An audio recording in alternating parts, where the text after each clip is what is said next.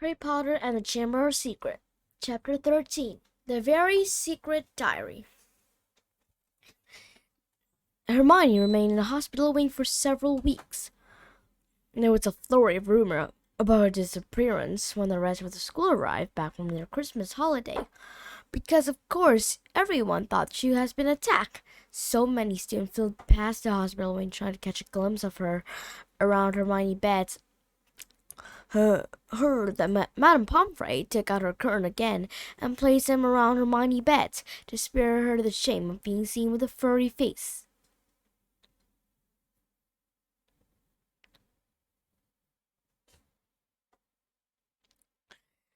Harry and Ron went to visit her every evening. When the new term had started, they brought her each day homework.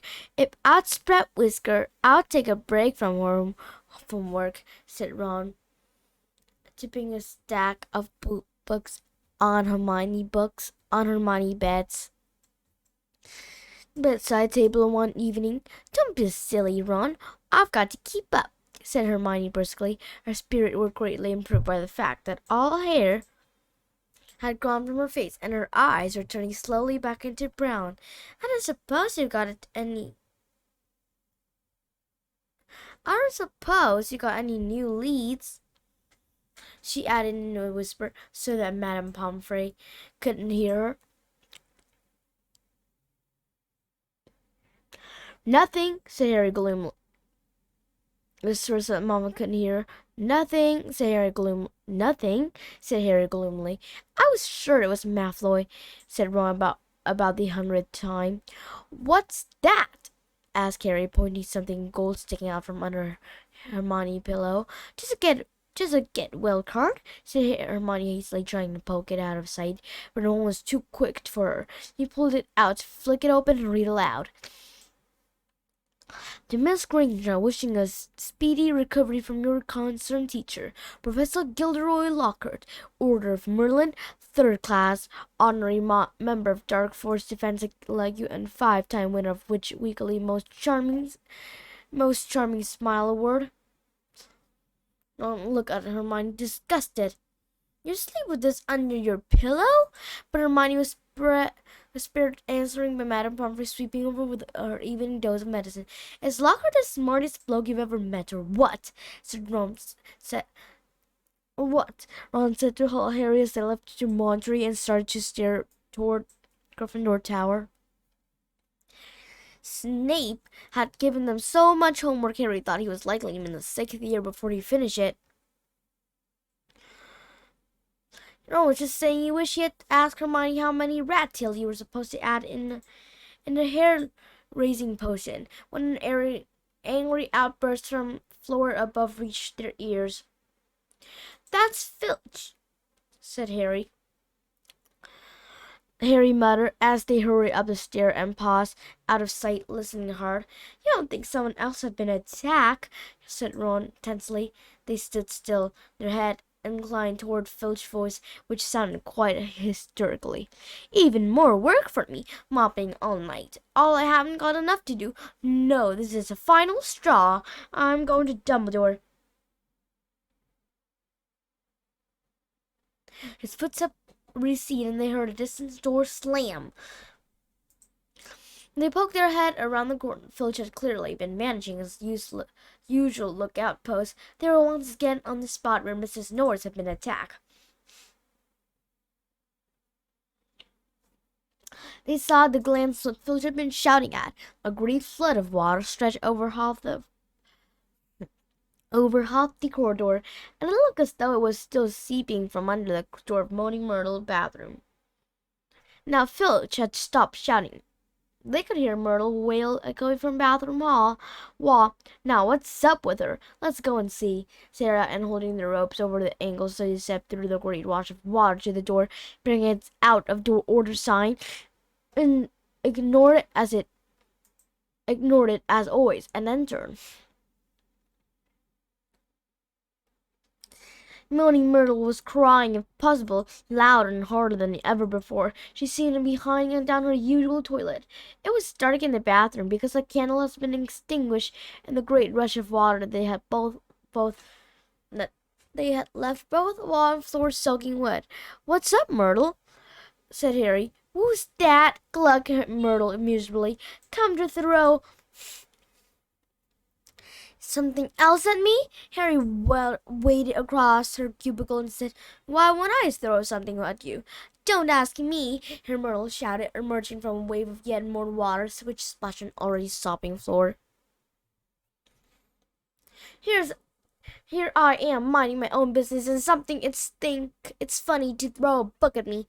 But it can't hurt you if someone throwing at you," said Harry reasonably. "I mean, it would just go right through you, wouldn't it?" He had said the wrong thing. Myrtle puffed herself up and shrieked, "That's all throw Let's all throw a book at Myrtle because she can't feel it. 10 points if you can get through her stomach. 50 points if it goes through her head. Well, ha ha ha. What a lovely game, I don't think." "Who threw it at you anyway?" asked Harry. "I don't know. I was just sitting in my U-bed thinking about Dad and it fell right through the top of my head," said Myrtle, glaring at them. "It's over there. It got washed out." Harry and Ron looked under the sink where Myrtle was pointing a small thin book lay there. It had a shabby black cover and was as wet as everything else in the bathroom. Harry stepped forward to pick it up, but Ron suddenly flung out an arm to hold him back. "What?" said Harry. "Are you mad?" said Ron. "It could be dangerous." "Dangerous?" said Harry, laughing. "Come off it. How could it be dangerous?" "You'll be surprised," said Ron, who was looking apprehensively at the book. Some of the book that the ministry confiscated. Dad told me there were some that burn your eyes out, and every one who reads sonnets of Sorcerer's spoken limericks for the rest of their life, and some old witch in Bath that took a book and you could never stop reading. You just had to wander around with your nose in it, trying to do everything one hand, and all right, I've got that point," said Harry. The little book lay on the ground, non-scripted and soggy. "Well, we won't find out unless we look at it," he said, and he dug around Ron and picked it up off the floor. Harry saw at once that it was a diary, and the faded years on the cover told him it was 50 years old. He opened it eagerly. On the first page, he could just make it out the name T.M. Riddle, Tom Marvolo Riddle, in smudged ink. "Hang on," said Ron, who had appeared cautiously and was looking over Harry's shoulder. "I know that name, Tom Marvolo Riddle. Got an award for special service to the school 50 years ago." "How on earth do you know that?" said Harry in amazement. "Because Filch made me polish his shield about 50 times in detention," said Ron resentfully. "That was the one I burped slug all over. If you'd wipe slime off a name for an hour, you'll remember it too." Harry peeled the wet page apart. They were completely blank. There wasn't the faintest trace of writing on any of them, not even Auntie Mabel's birthday or dentist 3:30. "He never wrote in it," said Harry, disappointed. "I wonder why someone wanted to flush it away," said Ron curiously. Harry turned to the back cover of the Road and saw the printed names of Newsagent in Vauxhall, London. In Vauxhall Road. "Well, it's not much to you, said Ron. He dropped his voice. 50 points if you can get it through Myrtle's nose." Wait a minute.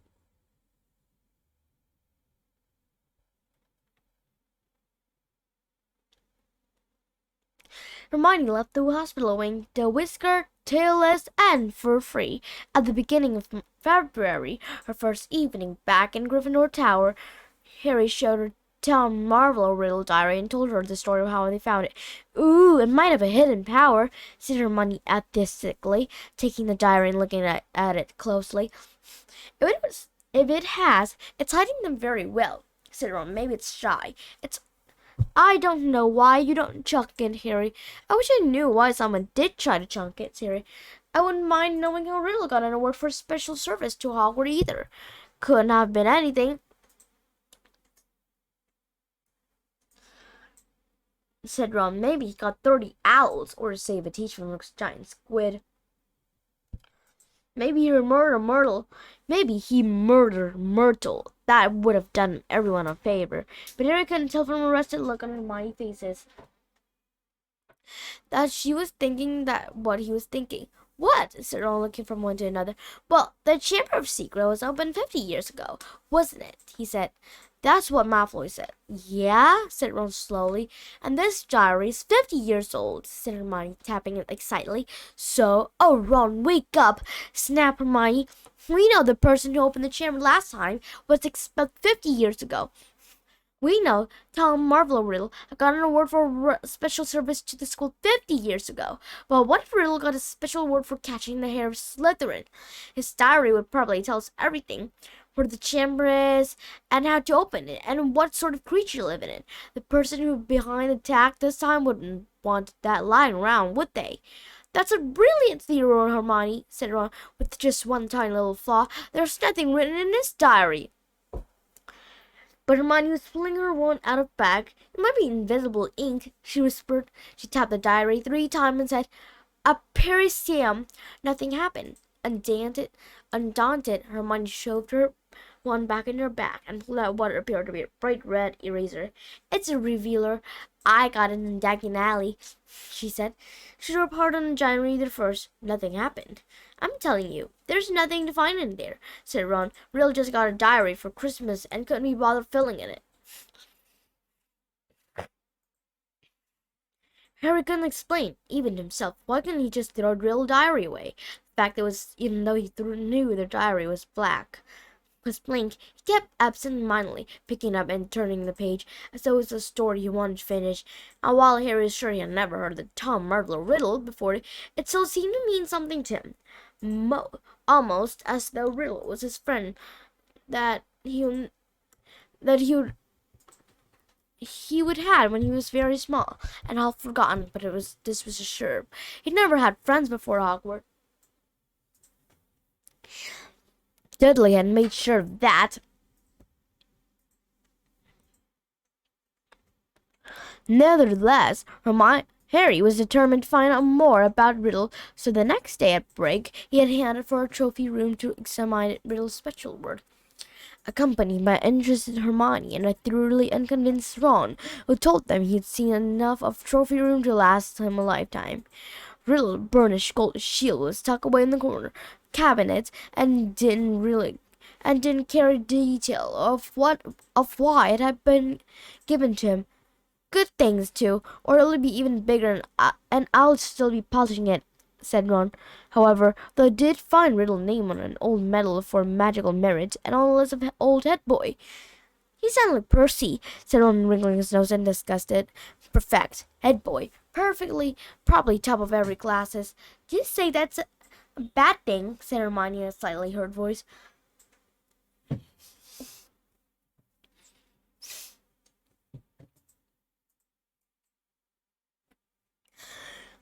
"You say that it's like a bad thing," said Hermione in a slightly hurt voice.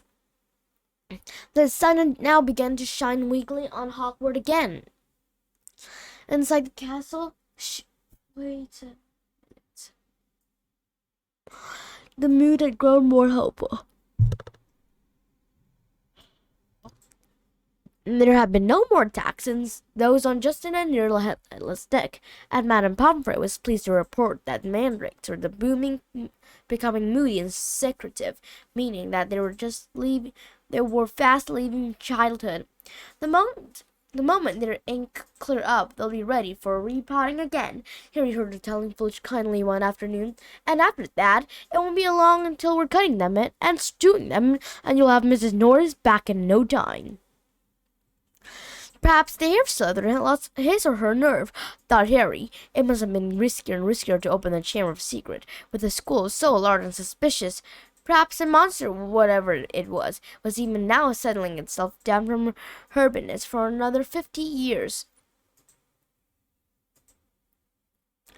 Ernie Macmillan or Hufflepuff didn't take this cheerful view. He was still convinced that Harry was guilty one, that he had given himself away at the dueling club. Peef wasn't help matter. He kept popping on the crown cord and saying, "Oh, Porter, you rotter," now with the dance routine to match. Gilderoy Lockhart, thinking he himself had made the attack stop, Harry overheard telling Professor McGonagall, so while the Gryffindor were lining up for transfiguration, "I don't think there'll be any more trouble, Miniver," he said, tapping his nose knowingly and winking. "I think the chamber had been locked for good this time."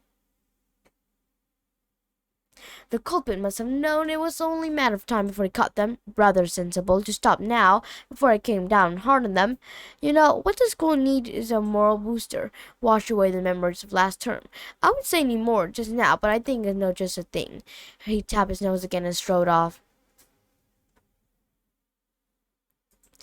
Lockhart's idea of moral booster became clearer at breakfast time on February 14th. Harry had much sleep because of late running Quidditch practice the night before, and he hurried down to the Great Hall slightly late. He thought for a moment, and then he walked through the wrong doors. The wall all covered with. He thought for a moment that he was walking through wrong doors. The wall covered with large lurid pink flowers.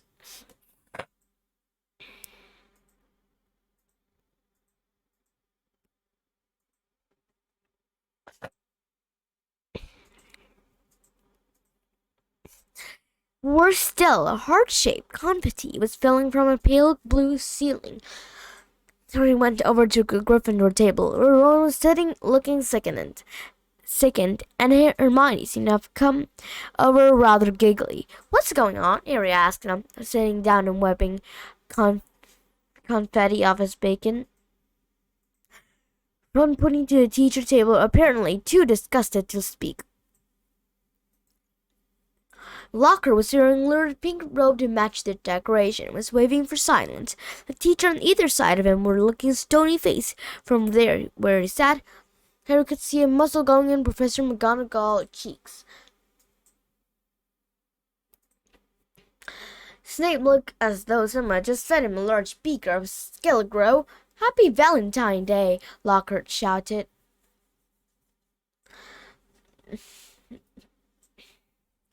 "And may I thank the 46 people have so far sent me cards. Yes, I have taken the liberty of arranging this little surprise for you all, and it doesn't end here." Lockhart clapped his hand through the door to the entrance hall, marched a dozen surly-looking dwarf, not just any dwarf, however, Lockhart at them all wearing golden wings and carrying harps. "My friendly, card-carrying Cupid," beamed Lockhart. "They will be roving around the school today, delivering your Valentine, and the fun doesn't stop here. I'm sure my colleague will want to enter it in the spirit of occasion. Why not ask Professor Snape to show you how to whip up a love potion? And while you're at it, Professor Flitwick should know more about enchanting enchantment than any wizard I've ever met. The sly old dog." Professor Philip buried his face in his hand. Snape was looking as though the first person to ask him for a love potion would be force-fed potion. "Please, Hermione, tell me you weren't the 46. Weren't one of those 46. And as they left the Great Hall in their first lesson, Hermione suddenly became very interested in searching her bag for a timetable and didn't answer.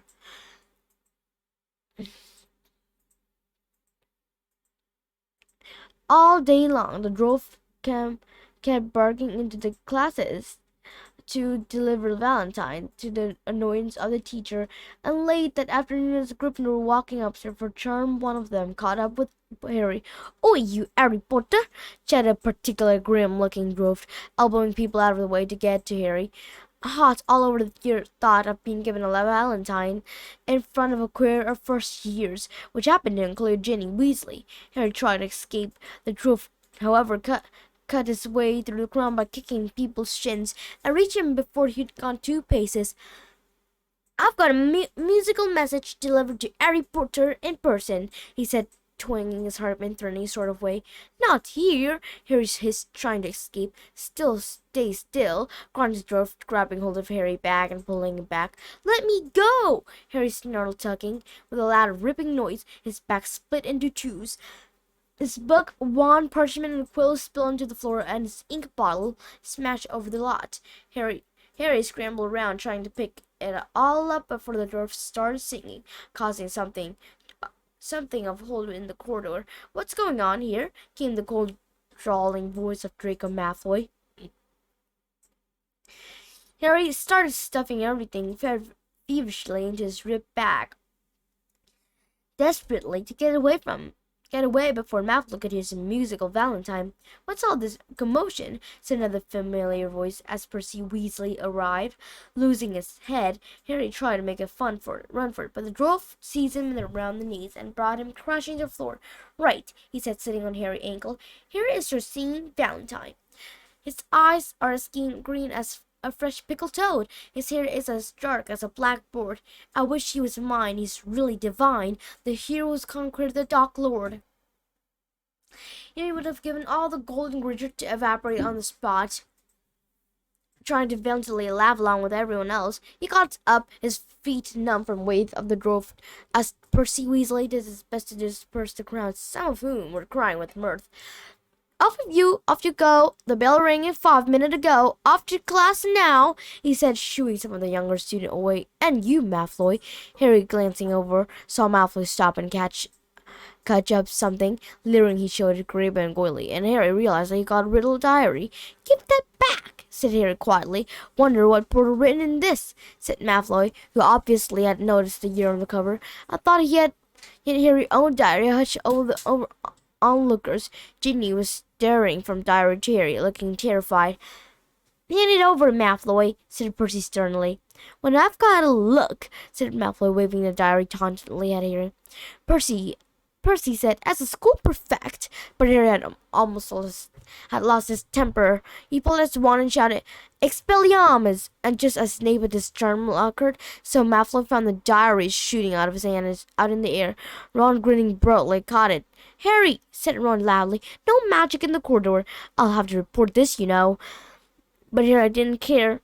He would got one over on Malfoy, and that was worth 5 points from Gryffindor any day. Malfoy was looking furious, and as Ginny passed him to enter the classroom, he yelled spitefully after her. "I don't think Porter liked her Valentine much." Ginny covered her face with her hand and ran to class. Snarling, Ron pulled out his wand too, but Harry pulled him away. "You didn't want to spend the whole term belching slug." It wasn't until they reached Professor Flitwick's class that Harry noticed something rather odd about Riddle Diary. All his other books were drenched in scarlet ink. The diary, however, was as clean as it had been before the ink bottle was smashed all over his wand again. A large purple bubble was blossoming out of the end, and he wasn't very much interested in anything else. Harry went to bed before anyone else in the dormitory that night. This was partly because he didn't think he could stand Fred and George singing. His eyes were as green as fresh pickled toad. Once again, and partly because he wanted to examine Riddle Diary.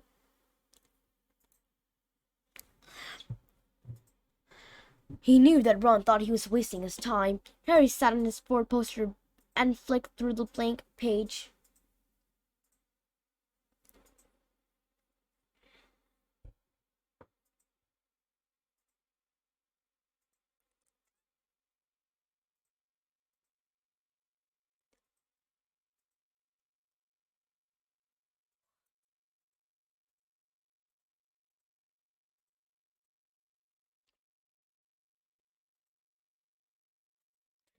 Not one of which had traces of scarlet ink on it. Then he pulled a new bottle out of his bedside cabinet, dipped his quill into it, and dropped blot onto the first page of diary. The ink shone brightly on the paper for a second, and then, as though it was being sucked into the page, vanished. Excited, Harry loaded up his quill for a second time and wrote, "My name is Harry Potter." The words zoned murmurably as it patched and they sank without traces. Then at last something happened. Oozing back on the chair, and his very own ink came word Harry had never written. "Hello, Harry Potter. My name is Tom Riddle. How did you come by my diary?" These words too faded away, but not before Harry had started to scribble back. Someone tried to flush it down our toilet. He waited eagerly for a little reply. Lucky that I recorded my memories in some way more lasting than ink. But I always knew that there could be those who would not want this diary. Read. What do you mean? Harry scowled, blotting the page in his excitement. I mean that this diary holds memories of terrible things, things which were covered up, things which happened at Hogsmeade, the Hogwarts School of Witchcraft, of Wizardry and Witchcraft.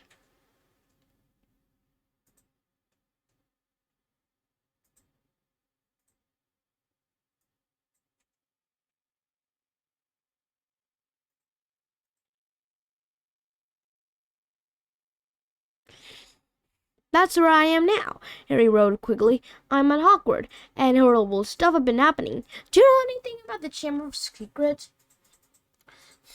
His heart was hammering. Reply came quickly. His writing became untidy as though he was trying to tell he knew. Of course I knew about Chamber of Secrets. In my day, they told us it was a legend that did not exist, but this was a lie. In my 5th year, the Chamber was open and the monster attacked several students, finally killing one.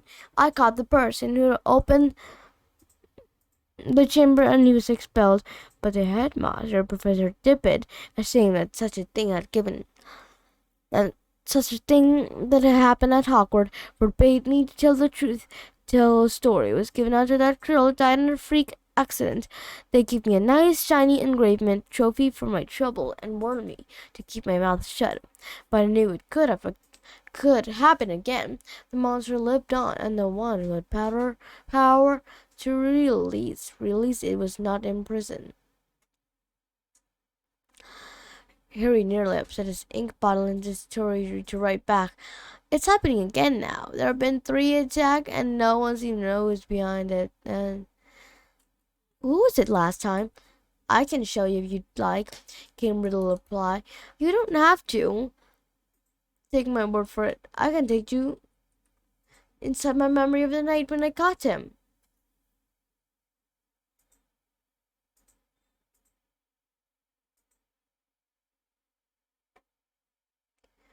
Okay, the gaps. Harry, let me show you. Harry hesitated, his quill suspended over the diary. What did Riddle mean? How could it be taken inside somebody else's, which was growing dark? When he looked back at the diary, he saw fresh words forming. Let me show you. Harry paused for a fraction of a second and then wrote 2 letters. Okay. The page of the diary began to blow as though caught in a high wind, stopping halfway through the month of June. Mouth hanging open. Harry saw the little square of June 13th that seemed to have turned into a middle television screen. His hand trembling silently. He raised a book to press his eyes against his little window, and before he knew what was happening, he was tilting forward. The window was widening. He felt his opening in the page, and into a world of color and shadow. He felt his feet hit solid ground, and stood shaking. A blurred shape about him and came suddenly into focus. He knew immediately where he was. This circular room with the sleeping portrait was Dumbledore's office, but it wasn't Dumbledore who was sitting behind the desk. A wizened, frail-looking wizard, bald except for a few whips of white hair, was reading a letter by candlelight. He had never seen this man before. I'm sorry, he said shakily. I didn't mean to butt in. But the wizard didn't look up. He continued to read, frowning slightly. He drew near his desk and stammered, I'll just go, shall I? Still the wizard ignored him. He didn't seem to even have heard him.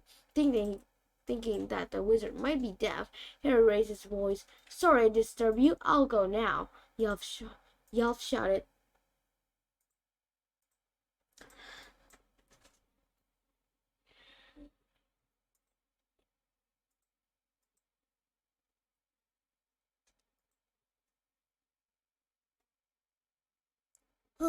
I'm sorry, he said shakily. Didn't mean to butt in. The wizard didn't look up. He continued to read, frowning slightly. Harry drew nearer to his desk and stammered, I'll just go, shall I? Still, the wizard ignored him. He didn't even seem to have heard him. Thinking that the wizard might be deaf, Harry raised his voice. Sorry I disturbed you. I'll go now, he half shouted. The wizard folded up the letter with a sign, stood up, and walked past Harry, without glancing at him, and went to draw the curtain at his window. The sky outside the window was ruby red. It seemed to be sunset. The wizard went back to his desk, sat down with Swiddle to his thumb, watching the door. Harry looked around the office. No Fawk, the phoenix. No whirring silver contraption. This is Hogwarts as a Riddle had known it, but meaning this unknown wizard was headmaster, not Dumbledore, and he, Harry, was a little more than phantom, completely invisible to the people of 50 years ago. There was a knock on the office door. "Enter," said the old wizard in a feeble voice. A boy about 16 entered, taking off his pointed hat. A silver prefect badge was glancing his chest. He was much taller than Harry, but he too had a jet black hair. "Ah, Riddle," said Headmaster. "You want to see me, Professor Tippett?" said Riddle. He looked nervous. "Sit down," said Riddle. He looked nervous. "Sit down," said Tippett.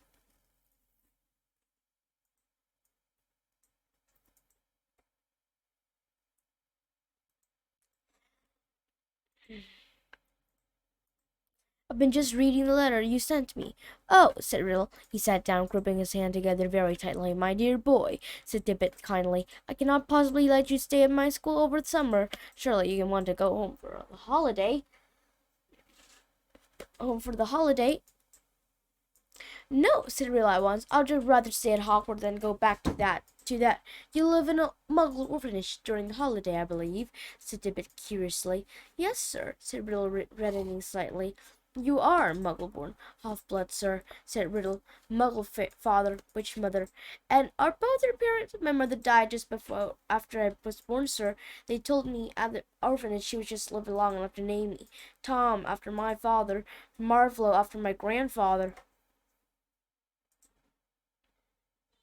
Tippett clucked his tongue sinfully. "The thing is, Tom," he sighed, "special arrangement might have made for you, but in the current circumstance—" "You mean all these attacks, sir?" said Riddle, and Harry's heart leapt, and he moved closer, scared of missing anything. "Fiercely," said the headmaster, "my dear boy, you must see how foolish it would be of me to allow you to remain in the castle when term end, particularly in this light of recent—"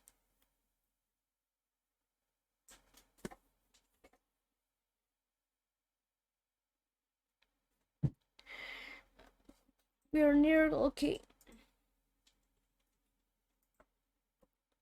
safer by far your orphanage. You must see how foolish it would be me if allowed you to remain at the castle when term end, particularly in the light of recent tragedy, the death of that poor little girl. You'll be safer by far at your orphanage. As a matter of fact, the ministry is even now talking about closing the school."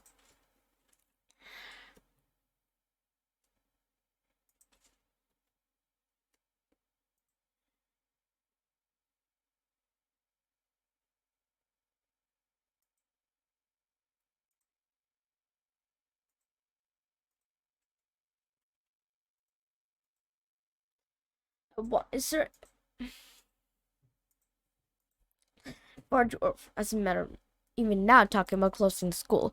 We're no near locating the source of all this unpleasantness." Riddle eyes had widened. "Sir, if the person was caught, if it all stopped—" "What do you mean?" said Tippin with a squeak in his voice, sitting up in his chair. "Riddle, do you mean you know something about these attacks?" "No, sir," said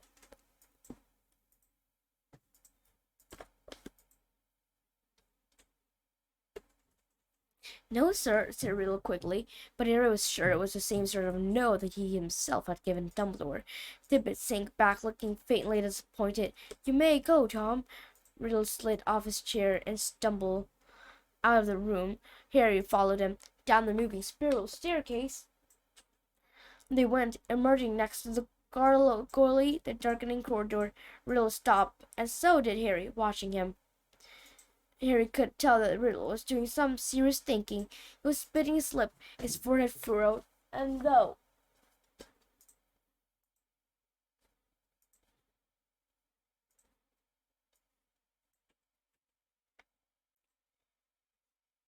down the moving spiral staircase they went, emerging next to the gargoyle in the darkening corridor. Riddle stopped dead, and so did Harry watching him. Harry could feel that Riddle was doing some serious thinking.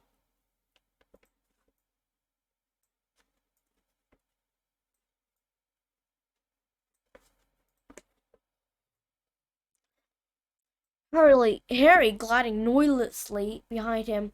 They didn't see another person until they reached entrance hall, when a tall wizard with long, sweeping auburn hair and beard called the Riddle from a marble staircase.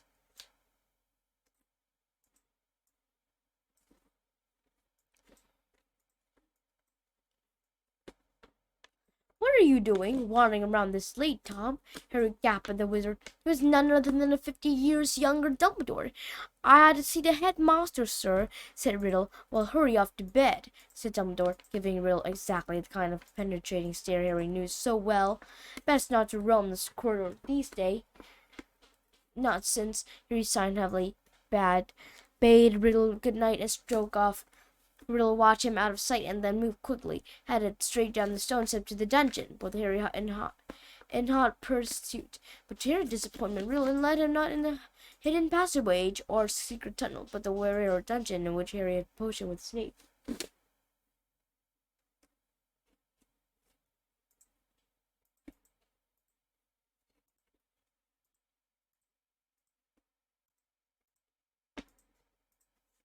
The torches hadn't been lit, and when Riddle pushed the door almost close, Harry could only just see Riddle stand stock still by the door, watching the passage outside. It felt to Harry, though they were there for at least an hour, all he could see was the figure of Riddle at the door, staring through the crack, waiting like a statue. And just when Harry stopped feeling expectant and tense, they started wishing he could return to the present. Here something moved beyond the door. Someone was creeping along the passage. He heard whether it was past the dungeon where he and Riddle were hidden. Riddle, quiet as a shadow, edged through the door and followed, Harry tiptoeing behind him, forgetting that he couldn't be heard. For perhaps 5 minutes they followed the footstep until Riddle stopped suddenly, his head inclined in the direction of new noise. Harry gave a door creak open, and then someone speaking in a hoarse whisper. "Come on, gotta get you out of here. Come on now, in the box." There was suddenly a familiar about that voice.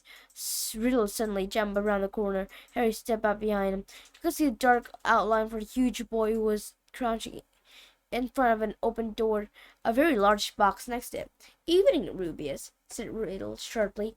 The boy slammed the door shut and stood up. "What you doing here, Tom?" Riddle stepped closer. "It's all over," he said. "I'm going to have my turn, you and Rubius. They're talking about closing Hogwarts if the attack don't stop. What you... I don't think you meant to kill anyone, but monsters don't make good pets. I suppose you just let it out for exercise, and it never killed no one," said the large boy, backing against the closed door from behind him. Harry could hear a funny rustling clicking. "Come on, Rubius," said Riddle, moving us yet closer. "The dead girl parent will be here tomorrow. The least Hogwarts can do is make sure that the thing that killed their daughter is slaughtered." "It wasn't Tim," roared the boy, his voice echoing in the dark passage. He wouldn't. He never." "Stand aside," said Riddle, drawing out his wand. His spell hit the corridor with a sudden flaming light. The door behind the large boy flew open with a sudden force in it, knocked him into the wall opposite, and out of its came sound something that made Harry let out a long, piercing scream, but no one but he seemed to hear. A vast, low-slung, hairy body, and tangled black leg, and a gleam of many eyes, and a pair of razor sharp pincers. Riddle raised his wand again, but he was too late. The thing bowled him over it and it scuttered away, tearing up the corridor and out of sight. Riddle scrambled to his feet, looking after it. He raised his wand, but the huge boy leapt on him, seized his wand, and threw it back down, yelling, "No!" The scenes whirled and the darkness became complete. Harry felt himself falling into the crash. He landed spread eagle on his forward post on Gryffindor Demontory, Riddle diary lying open on his stomach. Before he had time to regain his breath, the Demontory door opened and Ron came in. "There you are," Art, he said. Harry sat up. He was sweating and shaking. What's up? said Ron, looking at him with concern. It was Hagrid, Ron. Hagrid opened the Chamber of Secrets 50 years ago.